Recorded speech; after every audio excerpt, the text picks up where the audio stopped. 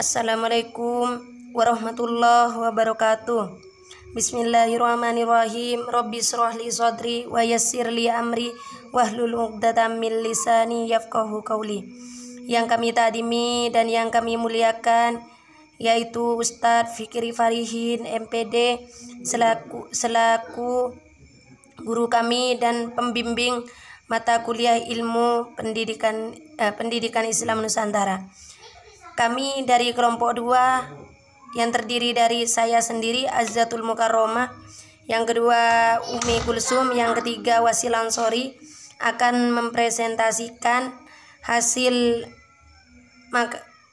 PPT kami yang berjudul Pola Pendidikan Islam pada Masa Khulafaur Rasyidin. Baik, untuk menyingkat waktu kepada pemateri yang bertugas, waktu dan tempat kami persilahkan. Bismillahirrahmanirrahim. Assalamualaikum warahmatullahi wabarakatuh. Saya atas nama Wasil Ansori akan mempresentasikan pendidikan pada masa Rasulullah Shallallahu Alaihi Wasallam. Pendidikan adalah merupakan suatu hal yang paling utama bagi suatu negara. Pendidikan Islam bersumber kepada Al-Quran dan Sunnah. Ayat pertama dari ayat Al-Alaq yang turun di Gua Hira kepada Rasulullah SAW adalah merupakan pertanda bangkitnya suatu peradaban baru di atas permukaan bumi. Kalau kita membuka Al-Quran, maka akan kita jumpai perintah Allah Subhanahu Wa Taala bagi setiap orang Islam untuk menuntut ilmu pengetahuan. Karena ilmu pengetahuan itulah yang akan lebih mendekatkan hamba kepada Tuhannya. Sesuai firman Allah Subhanahu wa taala, tidaklah kami mengutus engkau Muhammad kecuali sebagai rahmat untuk seluruh alam, yakni rahmatan lil alamin. 2 adalah pendidikan Islam pada masa Rasulullah SAW di Mekah. Pendidikan masa itu merupakan prototipe yang terus menerus dikembangkan oleh umat Islam untuk kepentingan pendidikan pada zamannya. Nabi Muhammad SAW adalah menciptakan kembali masyarakat yang hanya mengabdi kepada Allah Subhanahu wa taala semata dan menegakkan keadilan dan kebenaran yang menyeluruh. Pendidikan pertama yang dilakukan Nabi Muhammad SAW adalah pembentukan pribadi muslim untuk menjadi kader-kader muslim yang bersemangat, memiliki jiwa dan mental kuat serta teguh dari segala cobaan. Pendidikan yang dilakukan oleh Rasulullah SAW kepada para sahabatnya pada saat itu masih perorangan dan bersifat rahasia.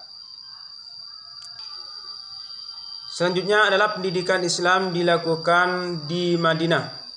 Sedangkan Madinah merupakan kisah tentang keberhasilan Nabi Muhammad SAW dalam membangun tatanan soal masyarakat yang adil, damai dan berkeadaban. Di Mekah, ajaran Islam yang mendapatkan kemaslahatan dan kebijakan cenderung ditantang oleh orang-orang Quraisy, tetapi di Madinah ajaran Islam diterima dengan lapang dada. Baik, hanya itu yang saya bisa presentasikan. Mohon maaf. Assalamualaikum warahmatullahi wabarakatuh. Assalamualaikum warahmatullahi wabarakatuh. Saya Umi Kulsum. Saya akan menjelaskan tentang Khalifah Abu Bakar. Masa kekhalifahan Abu Bakar adalah khalifah pertama setelah peninggal Rasulullah. Beliau dari kalangan bangsawan dan orang kedua yang masuk Islam setelah Khadijah. Beliau sahabat terdekat Nabi. Ia dikenal sebagai As-Siddiq, yaitu penuh kepercayaan. Pada masa kekhalifahan beliau digoncang dengan pemberontakan dan pendustaan atau kemurtadan. Pada masa perintah beliau sangat singkat tetapi sangat penting, karena beliau telah berhasil memberikan dasar-dasar kekuatan bagi perjuangan perluasan dakwah dan pendidikan Islam. Kedua adalah masa kekhalifahan Umar bin Khattab. Masa kekhalifahan Umar bin Khattab adalah masa khalifah yang kedua. Ia merupakan satu di antara tokoh-tokoh sejarah Islam. Di bawah pemerintahannya, Imperium Islam meluas dengan kecepatan yang luar biasa. Dapat dikatakan orang yang terbesar pengaruhnya setelah Nabi. Khalifah Umar bin Khattab merupakan seorang pendidik penyeluruh pendidikan di kota Madinah. Karena itu, mata pelajaran agama Islam pada masa Khalifah Umar bin Khattab lebih maju dan lebih luas. Assalamualaikum warahmatullahi wabarakatuh. Baik, saya akan melanjutkan pemateri yang sebelumnya, ialah pola pendidikan pada masa Khalifah Utsman bin Affan. Khalifah ketiga periode Khulafaur Rasyidin, sahabat yang sangat berjasa pada periode awal pengembangan Islam, baik pada saat Islam dikembangkan secara tersembunyi-sembunyi maupun secara terbuka. Azyumardi Azra mengatakan setidaknya sampai abad ke-15 Makkah dan Madinah hanya sebagai pusat ibadah dan keagamaan. Pada akhirnya, pertumbuhan dan intelektualisme Islam sangat berkait dengan dukungan dan penguasa dan kekuasaan politik. Hal ini terlihat jelas pada masa Makkah dan Madinah dalam kekuasaan dinasti Utsman. Karena pada masa ini lebih banyak konflik kepentingan di antara penguasa. Khalifah Utsman meminta pengumpulan naskah Al-Quran yang disimpan di rumah Hafsah bin Umar. Naskah ini merupakan kumpulan tulisan Al-Quran yang berserakan pada masa pemerintahan Abu Bakar. Mengumpulkan lembaran-lembaran lepas dengan cara menyalin ulang ayat-ayat Al-Quran ke dalam sebuah buku yang disebut dengan mushaf. Salinan Al-Quran dengan nama Al-Mushaf oleh panitia diperbanyak menjadi 5 buah. 1 buah berada di Madinah dan 4 lainnya dikirimkan ke Mekah, Suriah, Basra, dan Kufah. Selanjutnya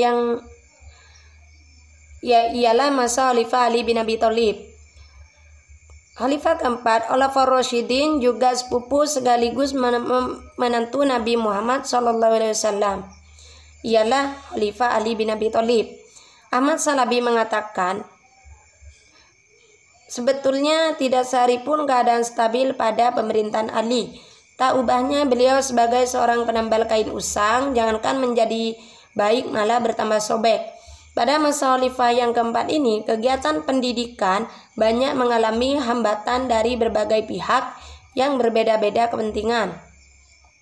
Maka menurut kegiatan pendidikan pada saat itu mengalami hambatan dengan adanya perang saudara.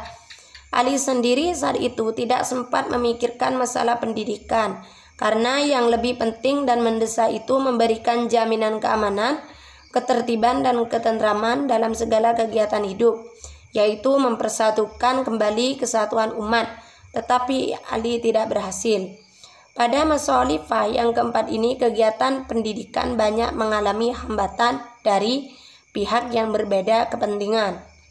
Selanjutnya, lembaga pendidikan Islam mulai dari zaman dulu sampai sekarang ialah Al-Kuttab, yang kedua masjid, yang ketiga Dawarul Hikmah, yang keempat madrasah, yang kelima Al-Hawani, yang keenam Al-Bimarista, yang ketujuh Halaqatud Dars, yang kedelapan Dawarul Kutub. Sekian presentasi dari kami, kurang lebihnya mohon maaf. Assalamualaikum warahmatullahi wabarakatuh.